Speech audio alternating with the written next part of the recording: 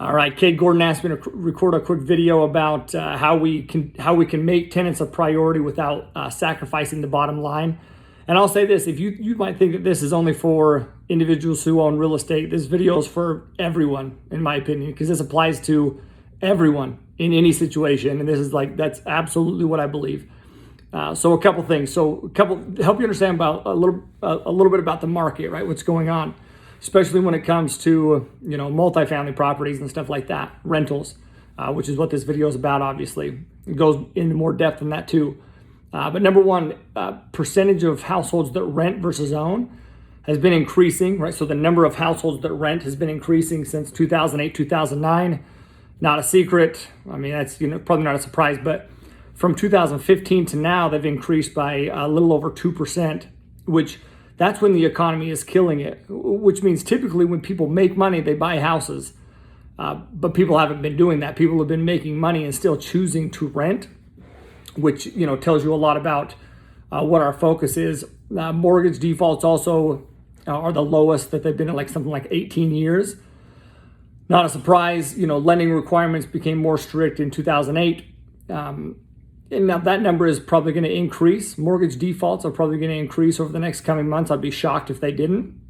But I understand as mortgage defaults increase, renter demand increases, right? So people still need a place to live. Average quarter four vacancy rates were like 4.2% or something like that. I just got that stat off of Multi-Housing News, which means there's a shortage of affordable housing, right?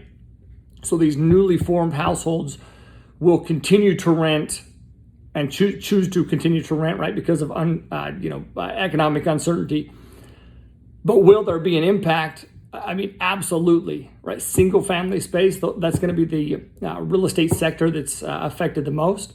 The greatest impact for multifamily owners are those who are exiting a property. We were actually just getting ready to sell a property as well, just about to go under contract, but now that's on hold. But we don't need to sell that property. If somebody needs to sell the property to get some capital, that's going to be a struggle for them. They're not going to get the price that they'd expected. Those who have a high break-even point, right? So 85% occupancy is a pretty good break-even point. 80% occupancy for a break-even point is very good. Anything below that, even better, obviously. But something trending around 90% break-even point, yeah, that's doomed. So and a lot of people, I guarantee you, are like that because people have been overpaying for properties, banking on rent increases and appreciation, which is where they're going to see a struggle. Also, individuals who haven't built up their property reserves. A typical operator has about 1 month of operating reserves. A typical operator. I mean, we've been preparing for a downturn now for the past while. We have 3 to 4 months operating reserves, right? So if people haven't been preparing, they're going to get hit. If you're prepared, right, then the impact will be a temporary impact. So you'll have physical and economical vacancy will increase, right? Economic vacancy is people lose their jobs and can't pay rent or temporarily can't pay rent because they're laid off.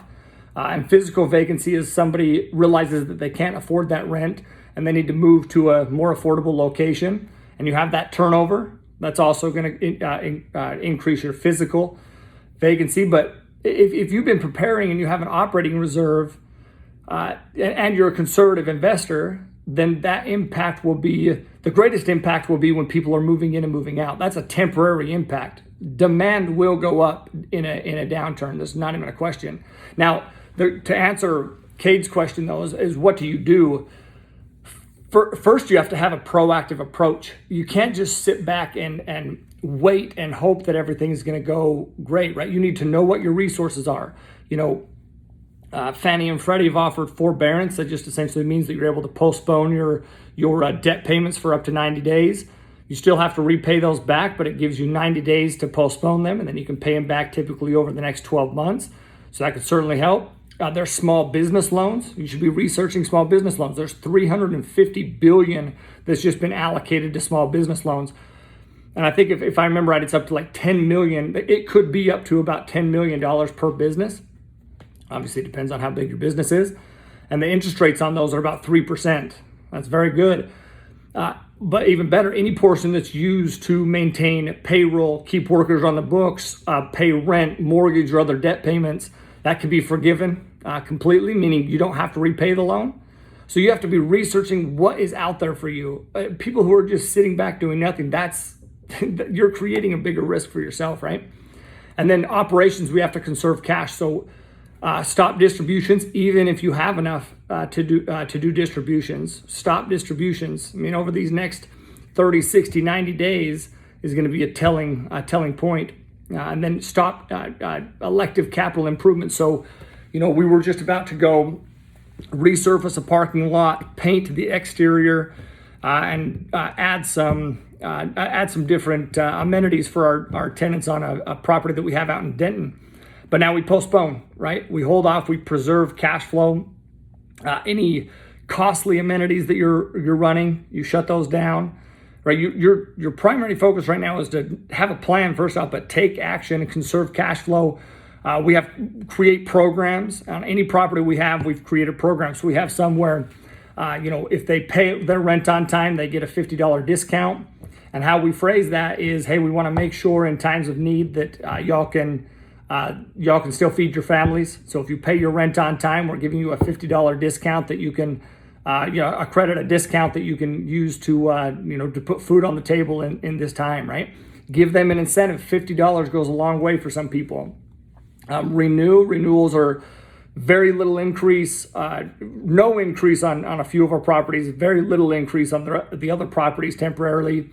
We have payment plans in place, so they have to qualify for the payment plan, meaning they fill out an application, they have a repayment guarantee, but we have payment plans in place. We've waived late fees for a certain point, right? Just understand that you have to have a plan in place. We've informed tenants of everything as well. So though a lot of that stuff can come from us, a lot of the stuff can come from government assistance. So we've shown them and sent them information already on where they can, and we've created a flyer, passed this out, created an email as well on where they can get government assistance for rent.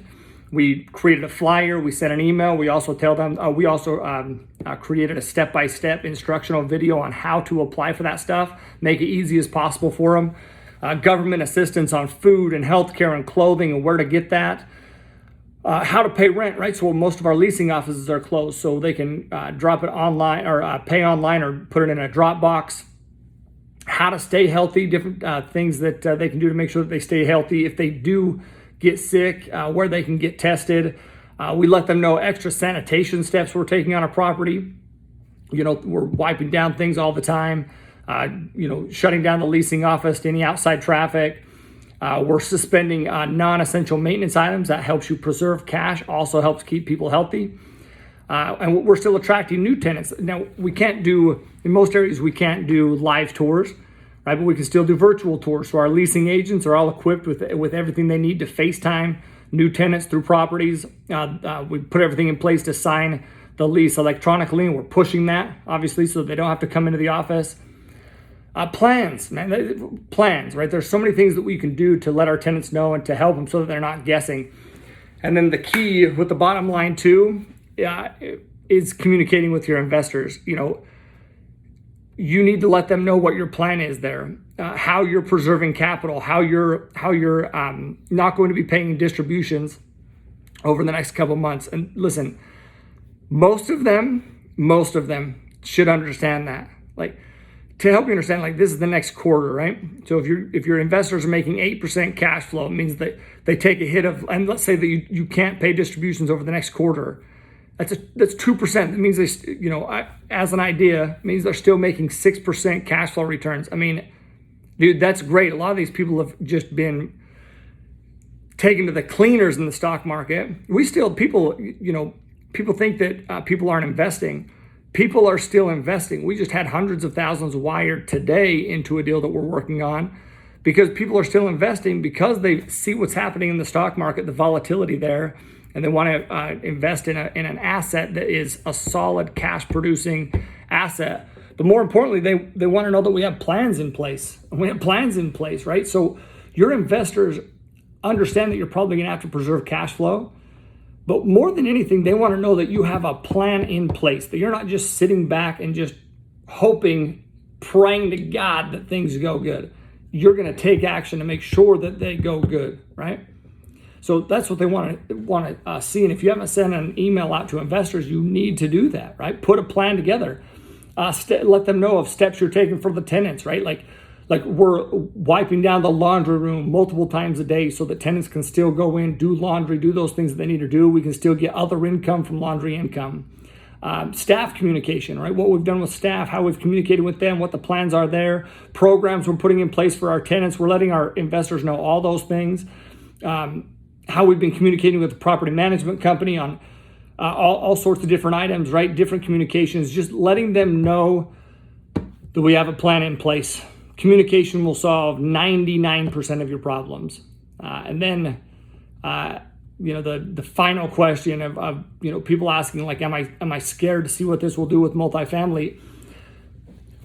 The basic answer is this, okay? You can take this for what you will, but I believe in two opposing forces, good and evil, right? Whether you believe in God, Buddha, whatever you call him, right? We'll say, we'll call it, I don't know. God, what do most people call it? I'm trying to think of what they say here. Most people call that a higher power, right? Geez, that was tough. Higher power. I believe in good and evil. I believe in a higher power and an evil power, right? I also believe that fear is the most effective tool that the evil force has. Poverty, criticism, fear of poverty, fear of criticism, fear of illness, fear of loss of loved ones, old age, death. Those are the most effective causes of fear. And I want you to put that into perspective right now. That's everything that's going on with the coronavirus. So that should be extremely telling to you. Like, I also believe that fear paralyzes people, right? Which causes them not to act. And in reality, inaction should be what's feared the most, right? So we have to put a plan in place. Like, to wrap this up, you have to have a plan in place. You have to make tenants. So to wrap this up, right? How do you make tenants a priority without sacrificing the bottom line? Number one, get to work. Maximize the time that you have right now to put plans in place. So number two, plan, man, research, put together a plan, sharpen your axe, right? And then take action. Quit watching the news, the negative news. My gosh, it's crazy how much you can just get sucked into that. Quit watching it. What good is that doing? Quit scrolling Facebook for hours. And damn it, quit watching the freaking Tiger Show or whatever it is on Netflix. Like, get to work, right? I'll end with a quote from Napoleon Hill that I wrote down here. This is for everybody. The person who thinks in terms of power, success, opulence, sets up a rhythm which attracts these desirable possessions. The person who thinks in terms of misery, failure, defeat, discouragement, and poverty attracts those undesirable influences. Right? It's from Napoleon Hill, a great book called Outwitting the Devil. It's a phenomenal book. It's a crazy title, but it's a great book. So am I scared? No. I just know that there's a correction, and in correction there can be. Don't mistake don't mistake the current situation that some people view as the opposition. Don't mistake the opposition for what is probably an opportunity. Look for opportunities, right? You'll find them, but you have to act. You have to take action to do that. So, Cade, hopefully that helps. If not, re-listen and then send me a message and let me know, okay? All right, thanks, dude.